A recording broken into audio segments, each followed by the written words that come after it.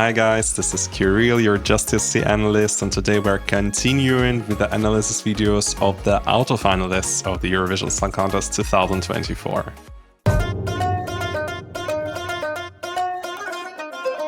Today it's time for France and 34 years old Slimane. Slimane was chosen in the internal selection to represent France. It was very spontaneous decision, somewhere I think in like late autumn even last year, even before like junior Eurovision Song Contest. So this was very much unexpected, but was definitely a great surprise because Slimane is such a well-established artist in France. He collaborated with so many famous French singers, I think with all, you know, the elites of the French musical stage. I believe he was sort of discovered already like almost 10 years ago when he joined a duet with Léa Castel in the song Abîmé.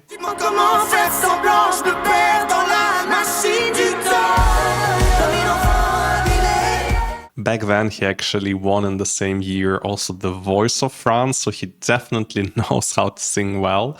And I really loved his single in 2022, which was called La Recette.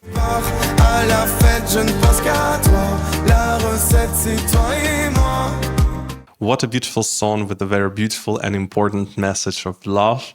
And this year's entry of Slimane called Mon Amour is of course also about love. It's actually dedicated to his daughter, but also to his love to France, to Eurovision, to his parents, kind of love to everyone in this world.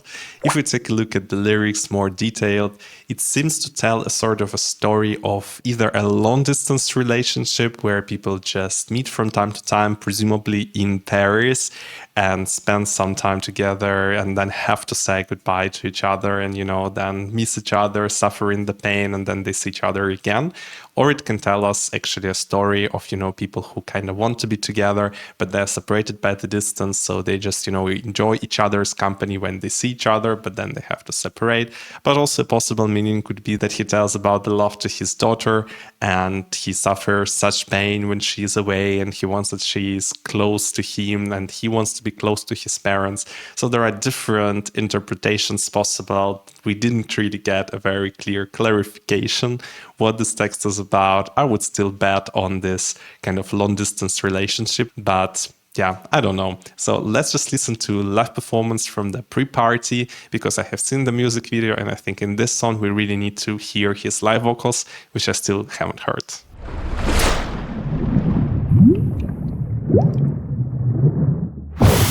So let's see how Slimane has performed his song at the London pre-party, because, you know, normally the acoustics at the pre-parties are not the best. It's a bit harder to hear yourself, so more difficult to perform than even on the Eurovision stage. So I think if even this performance will be good vocally, then we can be definitely sure that it will be nice in Malmö. So I hope it will sound nice. Let's just see.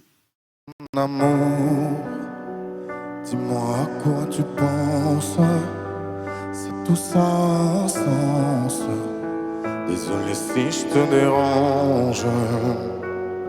Ooh, it's very nasal, but of course, generally the French language, you know, is pretty much nasal, so quite understandable. He shows his vulnerability in this beginning of the song, but I think it will become different towards the end. Je t'aime, je sais pas pourquoi. Well, he missed a little bit one of the first notes with his head voice, but then he got control almost immediately back. His head voice sounds really spectacular. Now it definitely sounds much more powerful.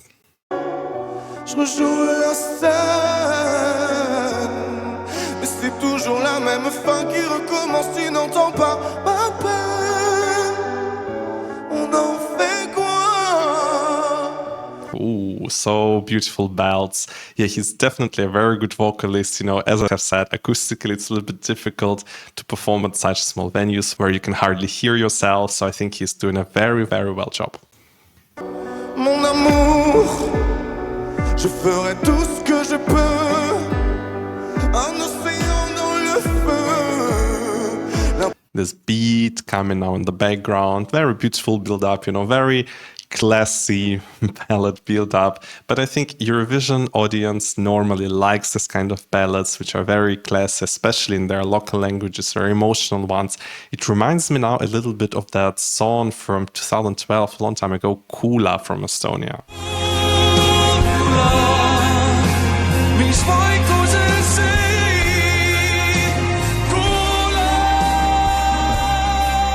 You know, it was also kind of very dramatic, very personal. You could feel this pure manly emotion coming from Haute Lapland, and I think this is something similar what Slimane goes for here.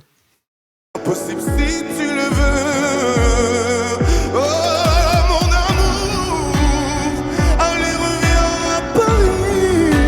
Je t'aime, je sais pas pourquoi. Je joue.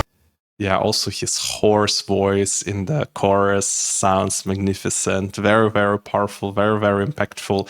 By the way, that Estonian entry, which I have just shown when I stopped the music last time, it actually managed to finish in top 10, which was quite a big surprise. So I think France definitely has a good shot to get some points from the juries, but also from the televoters, especially if their running order will be good.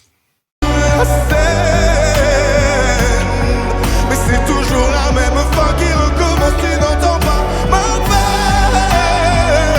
On en fait quoi? Si tu ne viens pas, je t'attendrai. What a difficult song vocally, and his vocal performance is absolutely incredible. His voice is really like the biggest star of this performance of the song, but also Slimane himself is very, emotional, very handsome. So I think all these facts are very much contributing to his good result in Eurovision.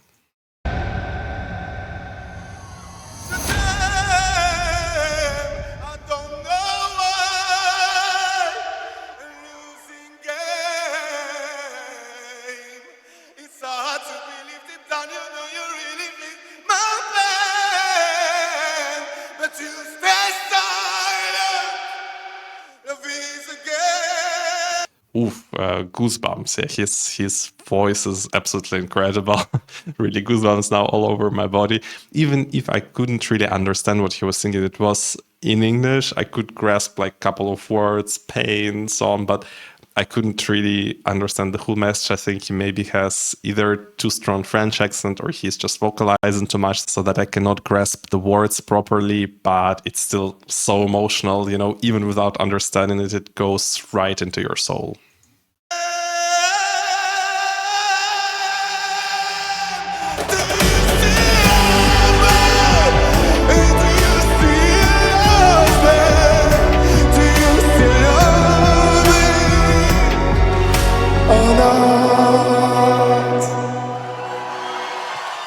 Thank you so much.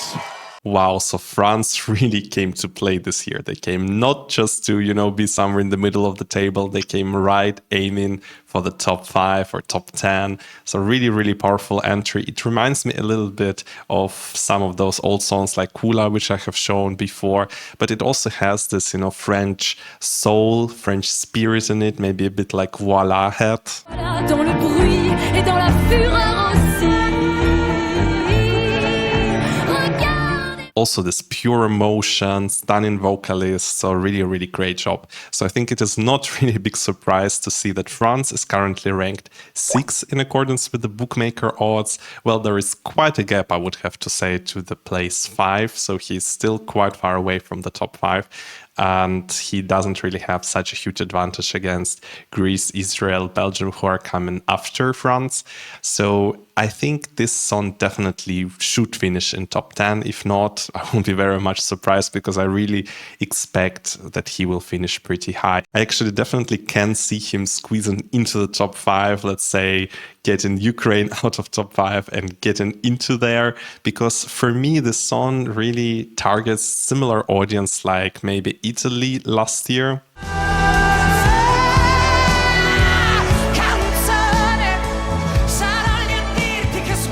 You know, it's a wonderful male ballad and it definitely will finish very high. And if we take a look at the Eurovision Scoreboard app, we can see that France is ranked 11th, so behind Ukraine, Austria and Norway, and above Sweden, Serbia and Spain.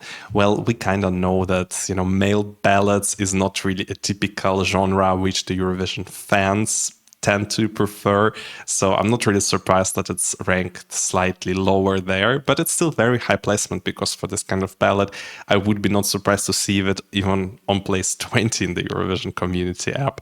So that's still quite a good result, and I definitely see France at least entering top 10 this year. So generally speaking, France is of course not a country which televoters or the juries hype a lot in the last 5 or last 15 years. As you can see on your screen, it's neither ranked as one of the best or one of the worst auto-finalist countries this year, but France in the last 15 years has only been 3 times to top 10, so in 2009 with Patricia Kaas,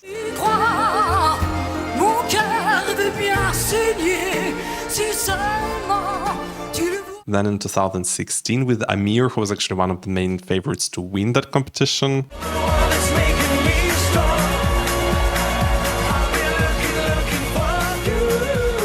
And finally with Barbara Pravi, whom I have already mentioned.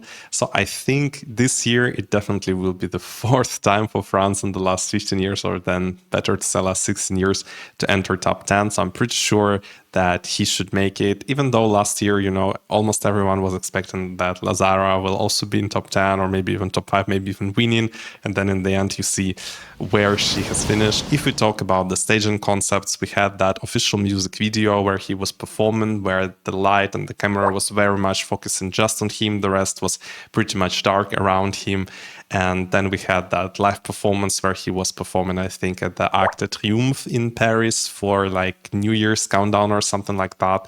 Well, this they definitely cannot do. They cannot bring the whole Arc de Triomphe with them for the Eurovision stage. So I think it will be pretty much dark, maybe a little bit like Barbara Pravi performance, where it's just really focusing on him, some spotlights on him, and then, you know, very much trying to build up this personal connection with the singer. Just give the stage to his voice. Let's just let his voice shine. So that's what I have thought about the song. I definitely see it finishing very, very high in the end. Maybe it's not really my personal cup of tea, because for me the song is a little bit too dramatic, a little bit too theatrical.